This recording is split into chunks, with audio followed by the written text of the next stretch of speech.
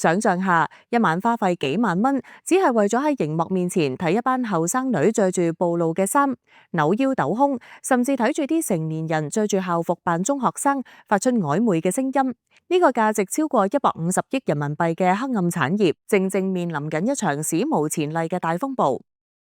大家好，歡迎收睇土炮新聞台，我係主持 Heidi。今日係2026年8月4號，我哋要同大家深入探討一個喺內地網絡世界掀起軒然大波嘅話題。講起網上直播，大家可能第一時間會諗起一個人對住鏡頭唱歌或者賣嘢，但係喺2022年至到2023年期間，內地各大短視頻平台爆炸式咁興起咗一種叫做網絡娛樂團播嘅新模式。呢個模式唔係單打獨鬥，而係將5到8個經過包裝嘅年輕男女主播擺喺同一個直播間入面，組成好似偶像團體咁嘅陣容。佢哋會一齊唱歌、跳舞、玩遊戲，仲會進行極具火藥味嘅直播對決。呢種好似直播版綜藝嘅玩法，據行業報告估算，去到2025年，市場規模已經突破150億人民幣，每日平均開播嘅場次超過8000場。但係喺呢個龐大嘅數字背後，到底隱藏住幾多亂象呢？為咗整頓呢個烏煙瘴氣嘅網絡江湖，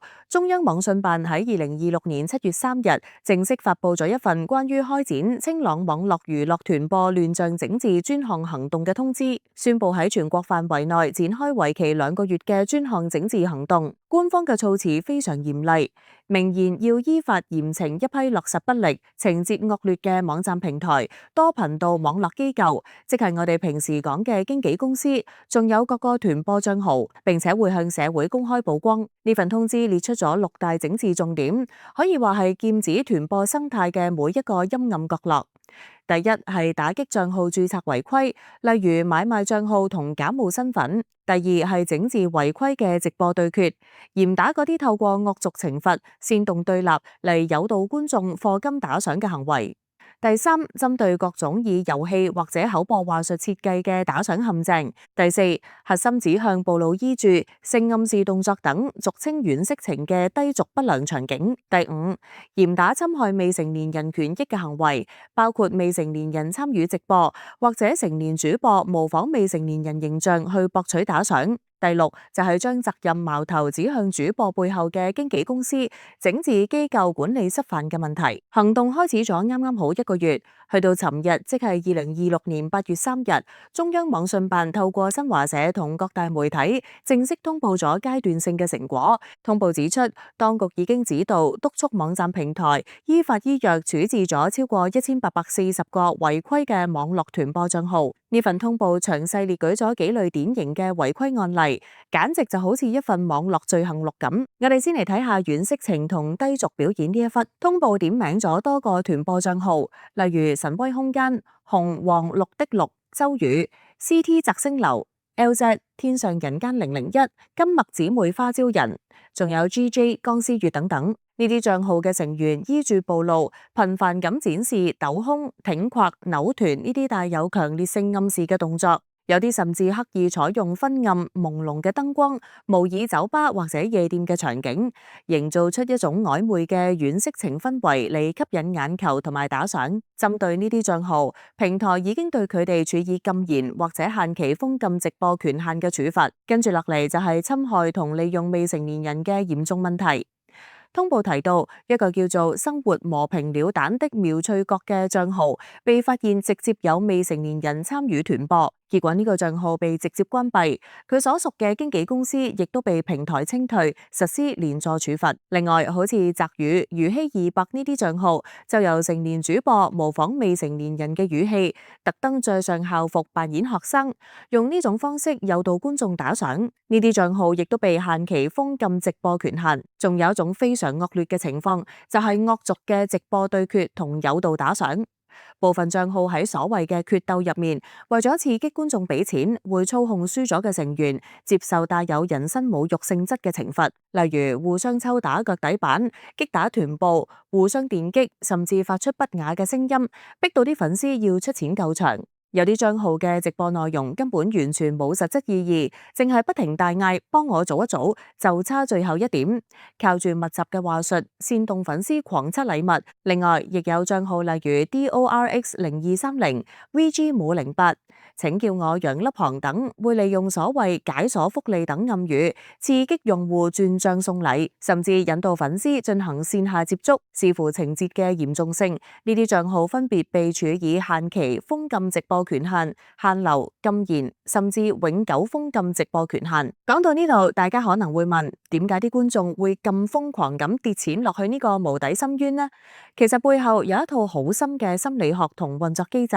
呢種團播模式最初係被指模仿日韓嘅養成系偶像產業，將練習生直接推到直播間出道，等觀眾付費參與同見證偶像嘅成長。觀眾嘅打賞行為喺學術上稱為準社會交往，即係觀眾會單方面對主播產生朋友甚至伴侶嘅親密感。經紀公司為咗賺錢，將呢種心理利用到極致。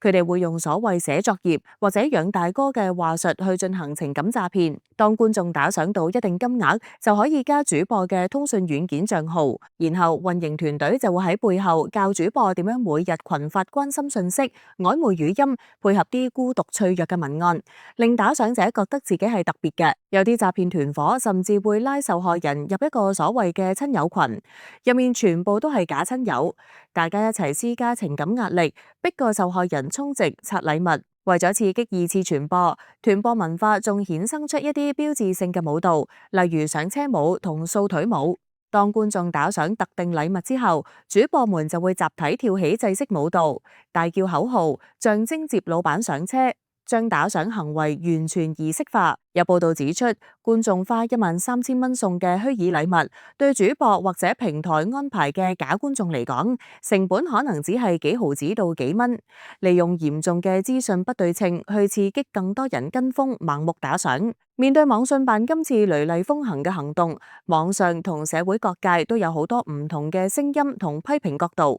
我哋再深入啲睇下呢啲分析。首先，有強烈嘅批評聲音指出，平台先至係最大嘅幕後玩家，點解淨係打啲主播去祭旗呢？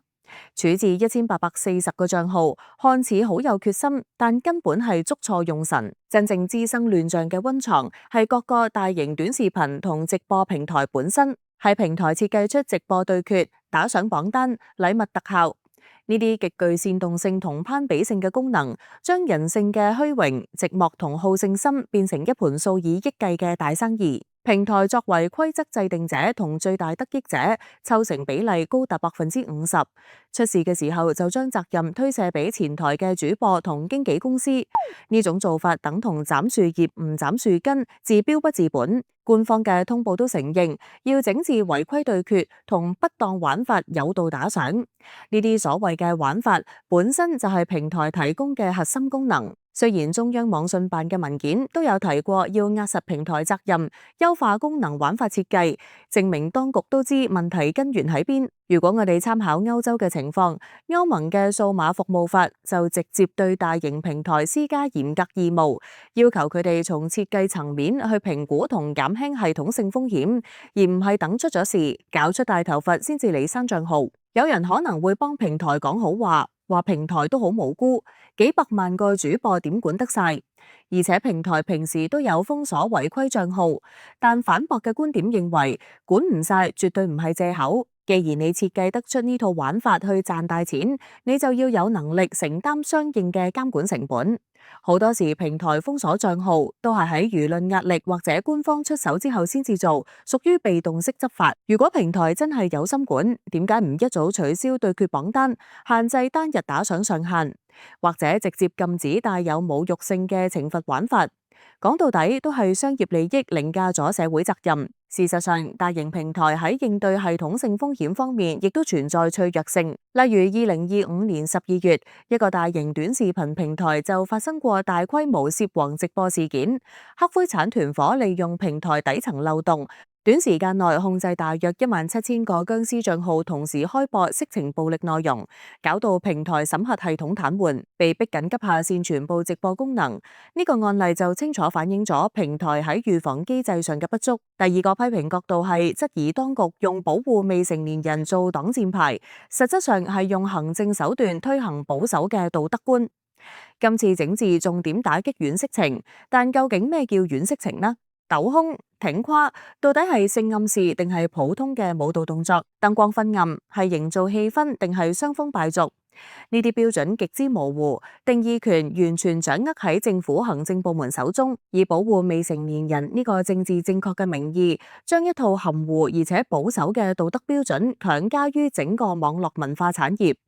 實際上係對成人世界嘅過度干預，壓制咗內容創作嘅空間。反觀香港，我哋對淫褻物品有一套行之有效嘅3級制。根據香港嘅淫褻及不雅物品管制條例，由司法機構即係淫褻物品審裁處根據社會標準去判定，即使係第二類不雅物品，亦只係要求加警告字眼同埋限制18歲以上人士觀看，並非一刀切全面禁止。但係喺內地，因為冇內容分級制度，結果只有封同唔封兩種極端，權力高度集中喺行政部門，好容易造成標準不一或者選擇性執法。當然，保護未成年人絕對係正確嘅，但反對一刀切嘅人認為，真正有效嘅手段應該係建立完善嘅年齡驗證同內容分級制度，而唔係將所有可能令家長不安嘅內容都打成軟色情，然後消滅。例如英國嘅網絡安全法就強制要求成人平台使用高度有效嘅年齡驗證技術，咁樣既可以保護細路，又唔會剝奪成年人選擇睇咩內容嘅自由。一刀切可以話係最懶，亦係最霸道嘅管治方式。第三個角度，我哋要睇下鏡頭背後嘅血汗工廠。公眾睇到嘅係主播喺鏡頭前撒嬌賣笑，動作挑逗，好容易就企喺道德高地去批判佢哋唔上進、為錢冇底線。但其實根據英國廣播公司中文網嘅深入報導，呢班主播好多都係嚟自2、3線城市，揾唔到出路嘅年輕人。佢哋俾經紀公司嘅造星夢呃咗入行，簽下嘅係極度苛刻而且幾乎無法脫身嘅經濟合作協議，根本唔係受法律保障嘅勞動合約。佢哋每日要超時工作10幾個鐘，日頭排練，夜晚直播，承受住巨大嘅精神壓力。而打賞收入大部分俾平台同公司抽走，落到自己袋可能只得20%到25%。公司為咗催谷業績，會精心設計劇本、服裝，甚至用話術教主播點樣去踩界擦邊，所謂嘅軟色情表演，好多時都係主播喺公司強大壓力同生存焦慮下嘅無奈選擇。呢班年輕人既係亂象嘅參與者，更加係呢個產業鏈最低層嘅受害者，就好似流水線上嘅工人一樣。只不過佢哋出賣嘅係情感同尊嚴，將矛頭全部指向佢哋，係漠視咗背後龐大嘅結構性剝削。可能有人會話，路係自己揀嘅，冇人攞支槍逼佢哋做。但現實係，對一個資訊唔對稱、選擇極度有限嘅年輕人講自由選擇係好奢侈嘅事。佢哋入行前睇到嘅係美好嘅宣傳，入行之後先發現俾長約同高額違約金綁死。當生計同前途都俾一紙合約控制住，所謂嘅選擇自由其實非常微弱。呢個絕對唔係單純嘅個人選擇問題，而係一個行業利用制度優勢去瘋狂剝削弱勢群體嘅悲歌。第四個批評嘅聲音指出，呢種運動式執法根本係治標不治本嘅貓鼠遊戲。清朗行動幾乎已經成為內地網信系統每年嘅指定動作，年年都有指標，年年都拉人封艇，但問題解決咗未呢？今日封咗1840個賬號，聽日可能就會有3680個新賬號用更新穎嘅擦邊方式出現。呢種運動式執法，無疑只能夠產生短期嘅震懾效果，根本無法改變背後強大嘅利益驅動同市場需求。只要平台嘅打賞機制唔改革，經紀公司嘅盈利模式唔變，呢場兵捉賊嘅遊戲就會永遠玩落去。持續有效嘅監管，需要嘅係清晰、穩定、透明嘅法律法規同埋恆常嘅執法機制。而唔係一陣風搞運動。就好似交通執法咁，靠嘅係日日巡邏抄牌，而唔係每年搞一次打擊違泊月。運動式執法帶嚟嘅不確定性，反而可能令守法者無所適從，